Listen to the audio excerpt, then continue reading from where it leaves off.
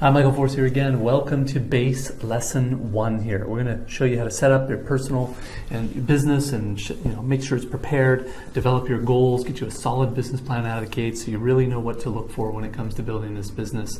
It's incredibly important to make sure that you have a solid foundation to work from and make sure you have proper accounting, make sure you have proper goals set up, whether it be the first month, third month, 6th month, 12th month, and beyond. Make sure that you're in profit and you have proper cash flow all the way through the board.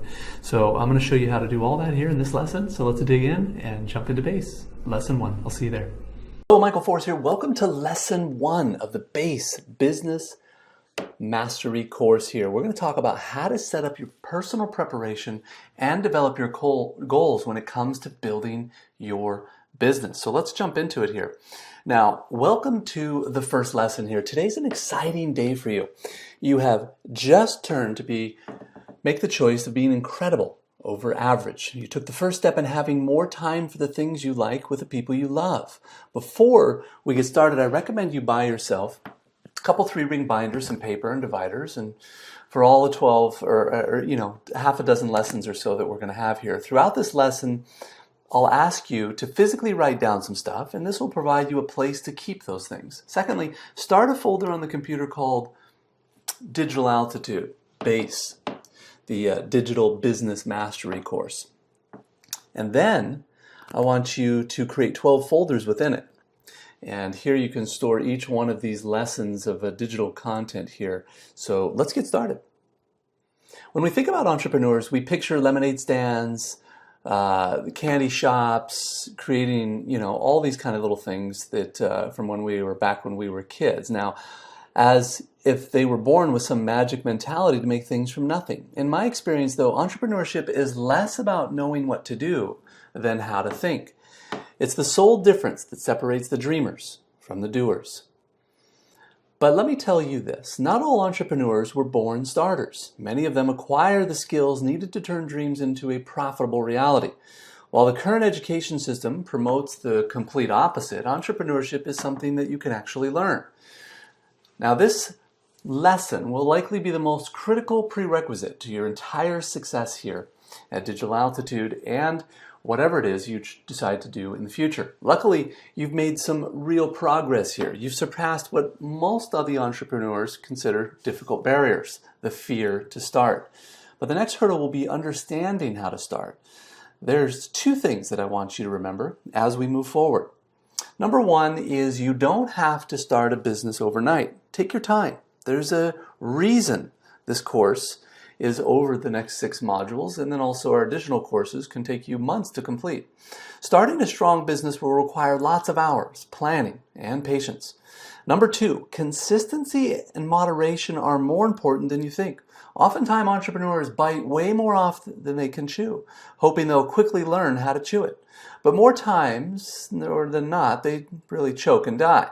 Instead, let's focus on a big quote here, the elephant quote, and is to eat it one bite at a time. Over the last few years, I've had literally hundreds of people asking me to help them develop their business ideas.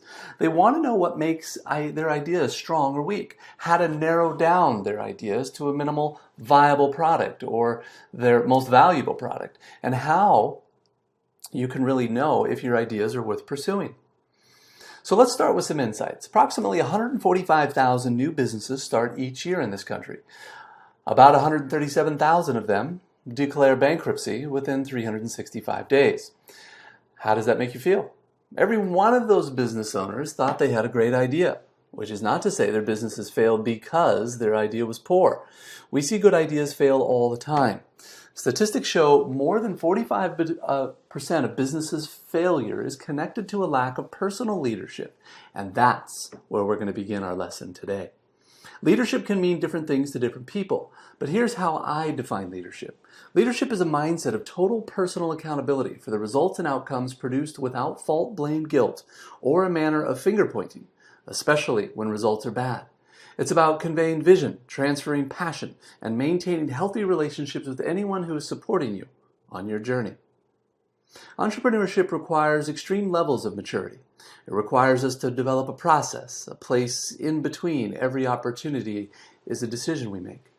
For me, it looks something like this. Between every opportunity that comes my way, I place a series of questions. My process between them.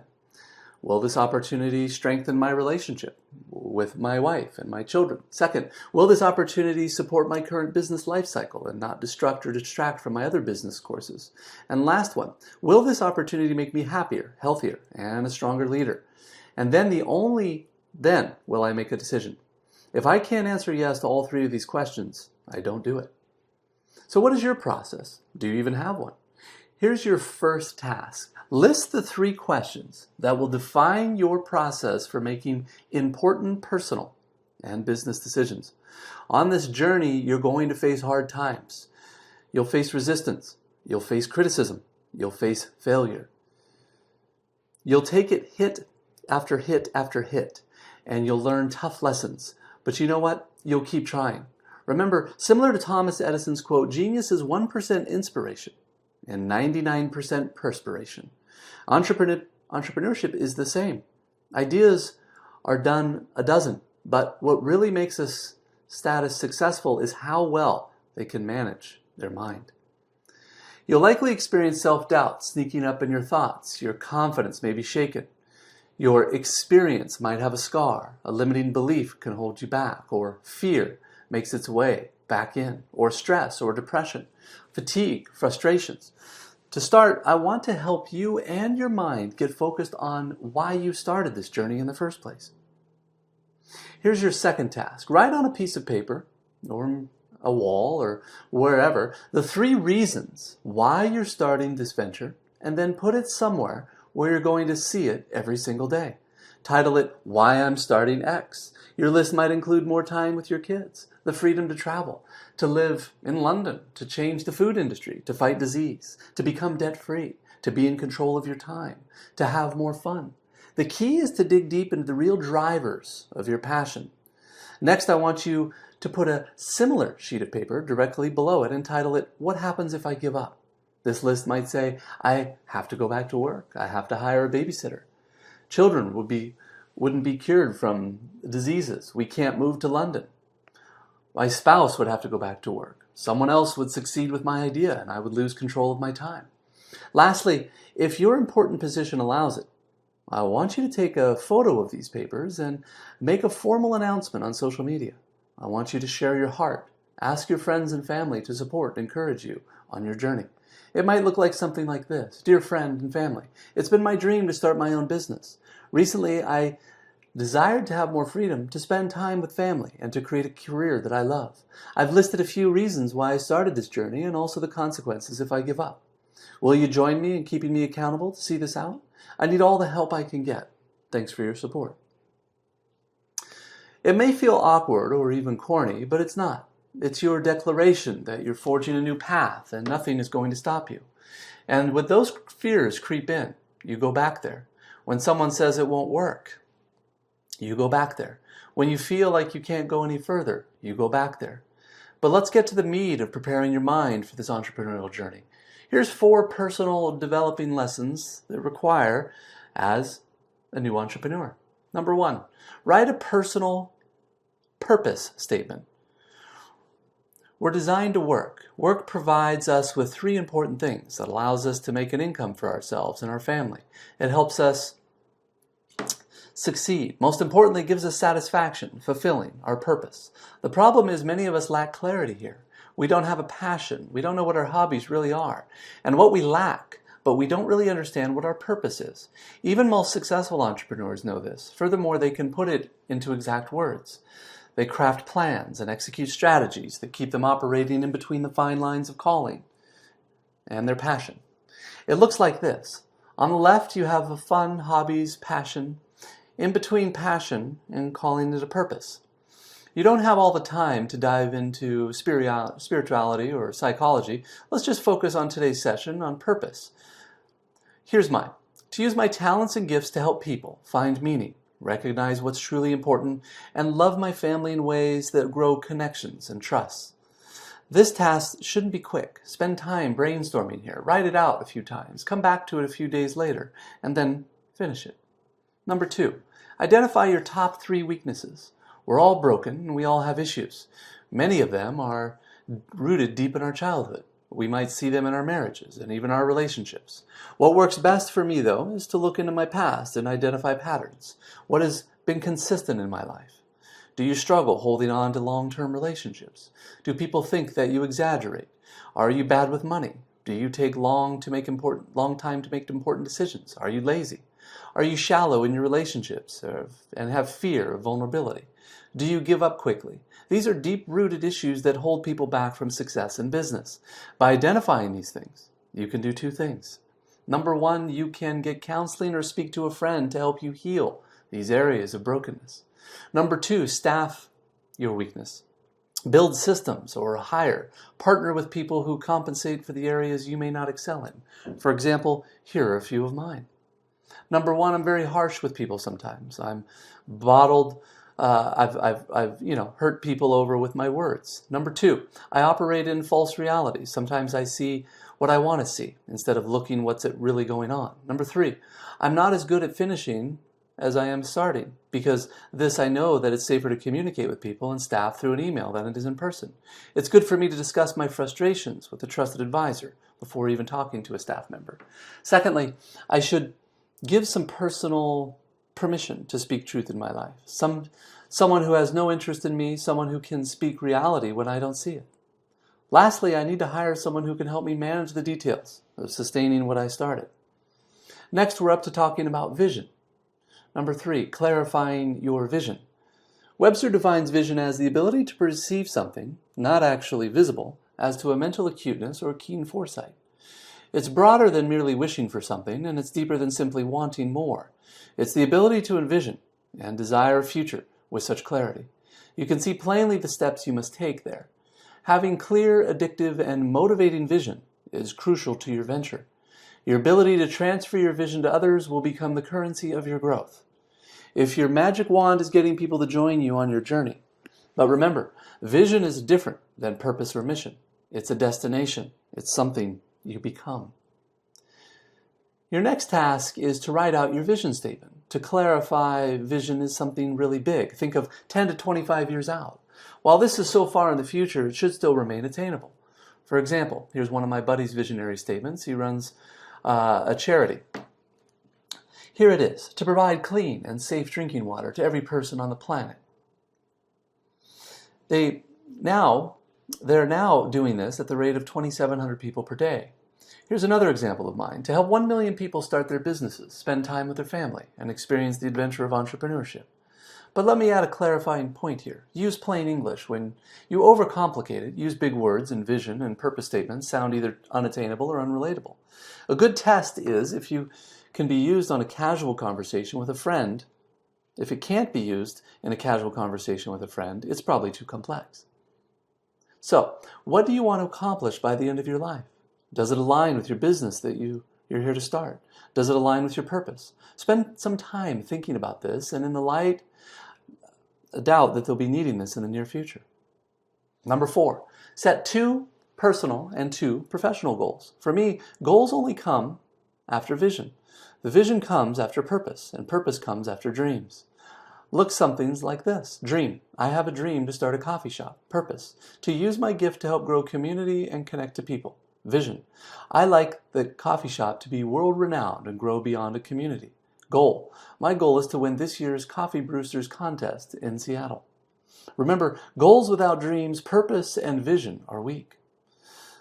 This reminder, why you define 2 personal and professional goals. Personal goals might include to run a half marathon, to read 12 books this year, to spend more time with your kids, to take a full week vacation, or become debt-free. Professional goals might include to hire a personal assistant, to make an extra $1,000 a month, to get 1,000 Facebook fans, or to double traffic to your blog. There's a process to successful goal setting. First, goals should typically be able to be attained within 1 year. Second, there's a specific structure required for setting goals. Here's what I do. Get out a piece of paper and write out the word goal. I want you to accomplish X. Then below that, write a colon, by this day. Then put below that, reason I want to do this is because I'm getting this following benefit. And below that, write how. I need to do X times weekly to accomplish this, being 1 hour a day or $50 a week, so on and so forth. Finally, put the last thing, the resource. I need my friends, mentors, partners, spouse to help me or introduce me or keep me accountable to this so that I can accomplish my goal. Over the next few days, write down your goals and place them in your DEA binder. They might be asking, what about developing my business idea? Isn't that what I signed up to learn how to do? As I said earlier, good ideas are common. What's uncommon are people who are disciplined enough to bring them about. There are clear strategies for succeeding an idea. Their elements and characteristics are strong and weak ideas. At the core, ideas are the beginning to all success, freedom, and fortune. Here's a list of 5 questions that can help determine if your idea is right for you. Number 1, are you starting in your own niche? The easiest way to truly know if an idea is any good is if the customer, for example, if you want to start a new bunny company and you have 3 small children, or it's likely you'll know pretty quick if the idea or product you're creating is any good.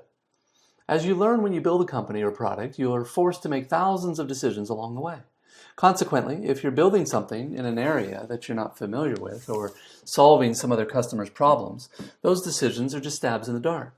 When you solve your own problems, that solution comes quickly and the product is better for it. Most importantly, the scratch approach allows to ultimately know your product. You know the problem and the value of its solution deep in your bones.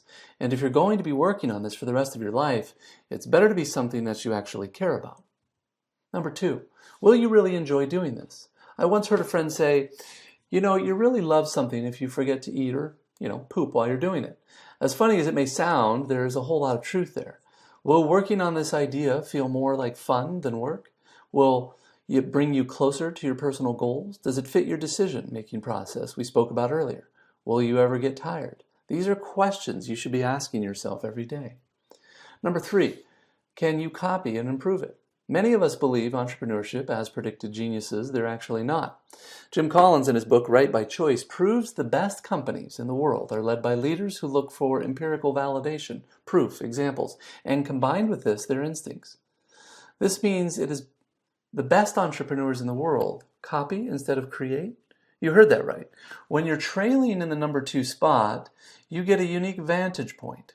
You get to see what has worked, what has failed for your competition. You get to see what they've won and what's working for them now. My point is, don't reinvent the wheel. You should ask yourself, who can I copy, glean from, and take notes that will save you hundreds of hours of wasting time and money. For example, that's what we're doing here at Digital Altitude. You're riding behind me as I shower the secrets and the blind spots and the hard lessons I've learned so that you don't have to.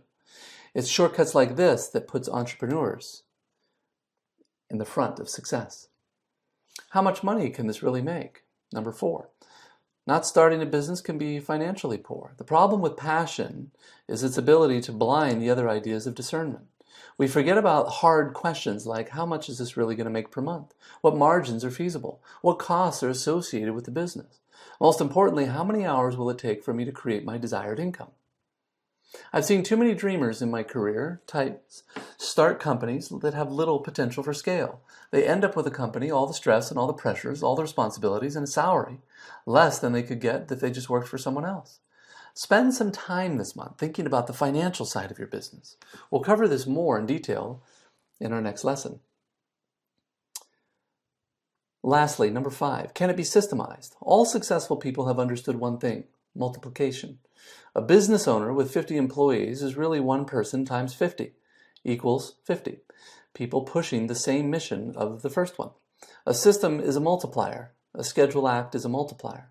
A partner is a multiplier. I know too many people who own their own company and call themselves entrepreneurs, but they're not. They're merchants. They're freelancers. They create themselves a job, not a company. An entrepreneur builds a system. They find ways to scale profitability instead of treating their time for dollars. It reminds me of one of my favorite quotes. Any business where the system clocks out at 5 p.m. and goes home for the night is not a business at all. This means if you have a service business, how can you turn it into a product? The big question is, how can you make money in your sleep? What can you systematize? Who can you pay $2,000 per month that will make you $10,000 back? These are the questions I want you to start thinking about right now. Remember, as Dwight Eisenhower once said, leadership is the art of getting someone else to do something you want done. because he wants to do it. All right, so this concludes our lesson here. Here's what we've learned. You don't have to start your business overnight. We talked about consistency. Moderation is really important, more important than you think.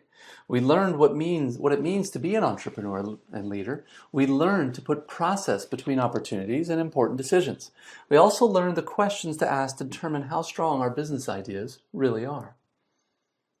So we have a couple of tasks. Number one is to go buy a 3-ring binder and start a folder in your computer for all the Digital Altitude materials in BASE. Number 2 is to create your 3-question process to place between opportunities and decision.